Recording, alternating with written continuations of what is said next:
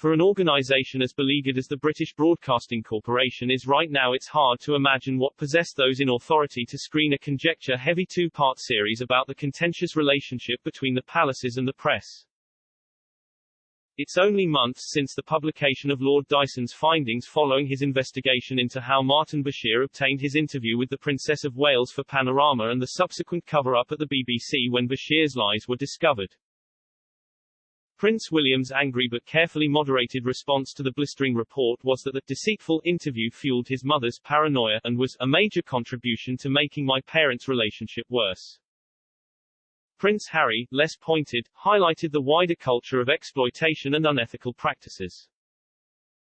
Yet the princes and the press, presented by BBC media editor Amol Rajan, who in my view seemed to take a markedly Republican stance in his admittedly long-gone independent days, went ahead.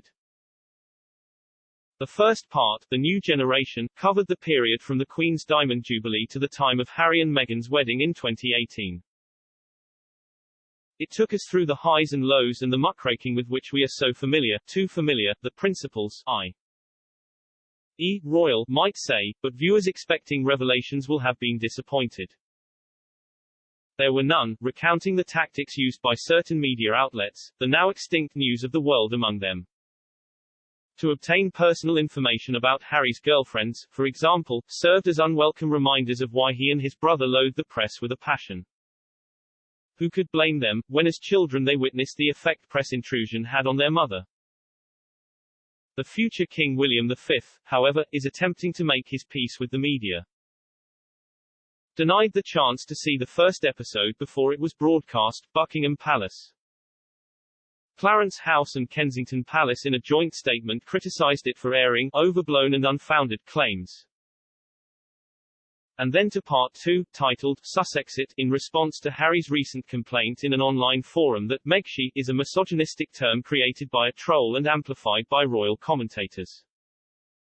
Hastily re-edited in the aftermath of recent developments with the Duchess of Sussex's ongoing court case. What a rollercoaster period the program covered, the months following Harry and Meghan's wedding, the birth of Archie Mountbatten Windsor, the tour of southern Africa that got off to a brilliant start until the couple announced legal action against the Mail on Sunday, the Battle of the Duchesses, the Sussexes' withdrawal from working royal life, finding freedom, and the fractured relationship of the once close brothers, and much more besides.